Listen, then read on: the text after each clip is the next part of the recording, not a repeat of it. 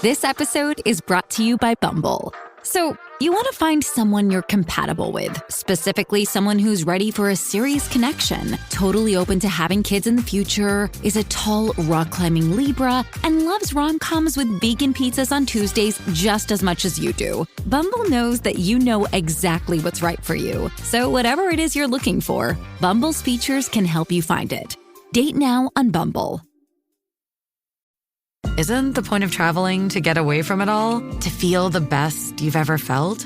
Then maybe you should check out Aruba. You'll spend your time relaxing on cool, white, sandy beaches and floating in healing blue water. You'll meet locals brimming with gratitude for an island that redefines what a paradise can be. When your trip comes to an end, you won't need another vacation because you just had the vacation. That's the Aruba effect. Plan your trip at Aruba.com. This is Optimal Finance Daily, episode 2685, 3 Ways to Hack Your Financial Happiness by Chris Reining of chrisreining.com. And I'm your host and personal finance enthusiast, Diana Merriam. Now let's get right to today's post and start optimizing your life. 3 Ways to Hack Your Financial Happiness by Chris Reining of chrisreining.com. Last week, I went out on a school night. I almost didn't because it was 10:30 at night and I hadn't left my house yet, and my bedtime was in 30 minutes. But I got the motivation to put on my Converse and head over to where Zion I, a skilled hip-hop group from Oakland, California, were going to play. After the show, my buddy and I decided to have a nightcap. It was 1 a.m.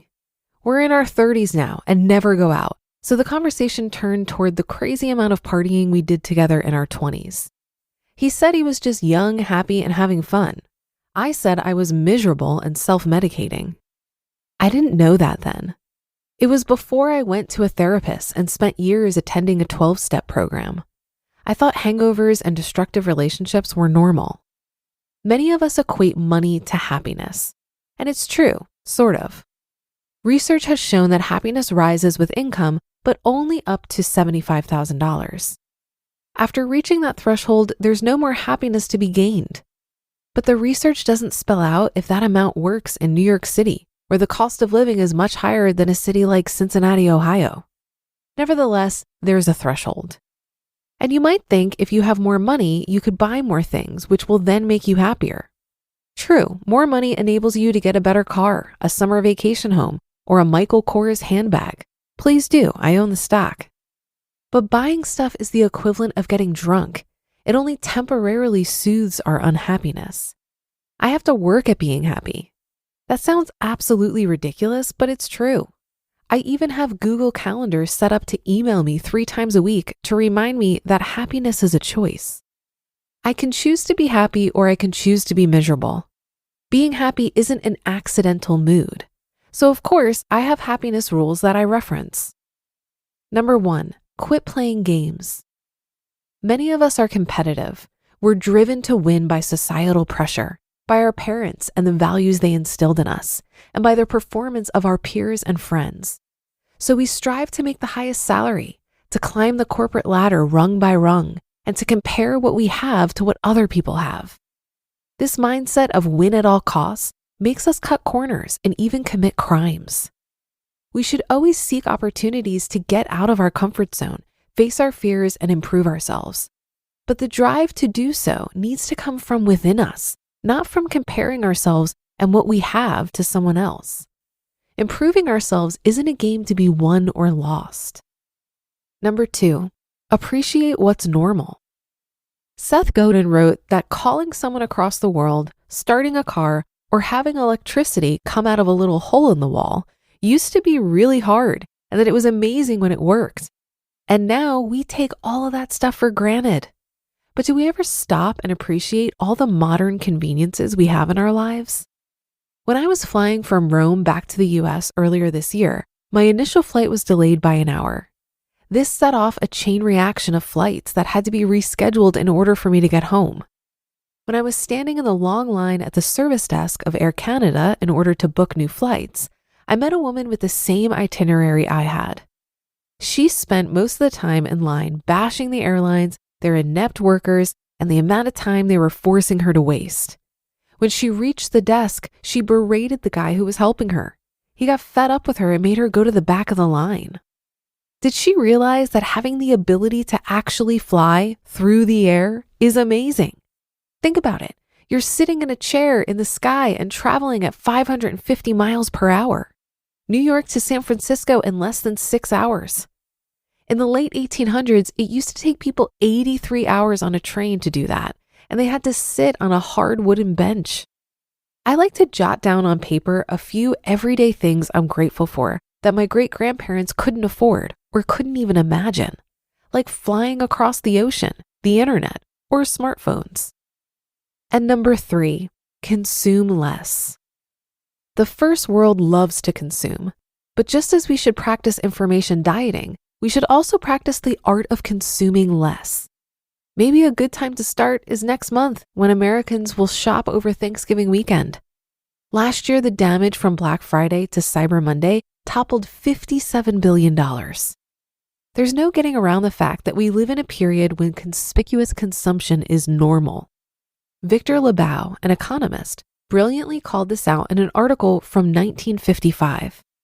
Quote, "Our enormously productive economy demands that we make consumption our way of life, that we convert the buying and use of goods into rituals, that we seek our spiritual satisfaction, our ego satisfaction, in consumption.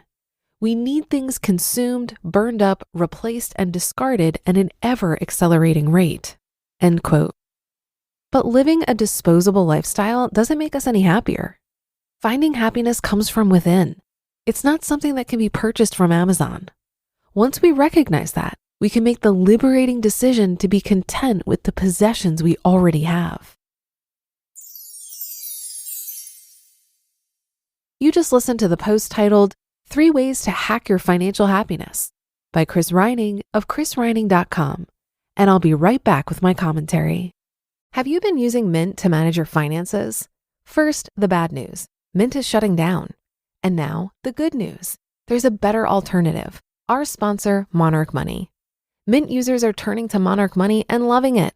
Maybe you're saving for a down payment, a wedding, a dream vacation, your kids' college. I've found that Monarch makes it easy to help you reach your financial goals, whatever they are. I definitely wouldn't be able to allocate my finances or plan as clearly without help from Monarch. In fact, Monarch is the top-rated all-in-one personal finance app. It gives you a comprehensive view of all of your accounts, investments, transactions, and more. Create custom budgets, set goals, and collaborate with your partner. And now get an extended 30-day free trial when you go to monarchmoney.com/OFD.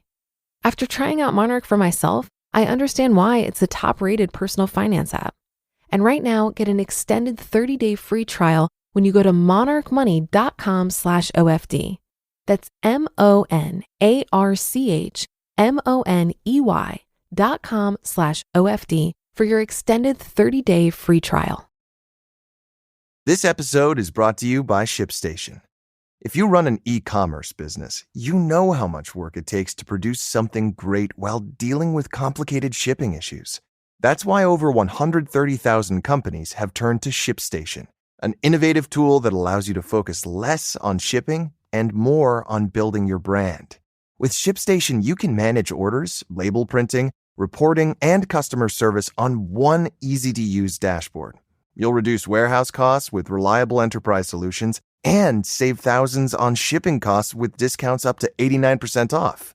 Plus, you can effortlessly import orders from everywhere you sell online. So, turn your shipping challenges into opportunities for growth. Go to ShipStation.com and use code POD to sign up for your free 60-day trial. That's ShipStation.com, code POD. As my finances have improved over time, I've noticed an evolution in my relationship with money. Is money meant to be accumulated, or is it meant to be spent? I think that it's both. Money is only as valuable as your clarity on how you'll use it and your comfort level of how much is enough. You have seasons of life where you accumulate, and then you open up the option of new seasons of your life where you're focused less on accumulation and more on using your money to create a life you love. And most of us will shift back and forth through these seasons many times over the course of our lives. I think one of the dangers of pursuing financial independence is that people think once they reach the finish line, they'll be happier. But of all the people I've met that have retired early, the message is always the same. If you're unhappy before F.I.R.E, you will be unhappy after F.I.R.E as well. The reason is because financial independence is a circumstance, and happiness comes much more from the intentional ways we use our time. Having 25 times your yearly expenses in your investment portfolio won't magically change how you feel about yourself and your life. That's an inside job, my friends. There's a wonderful speech that Carl Jensen, also known as Mr. 1500, did at the Economy Conference last year on this very topic.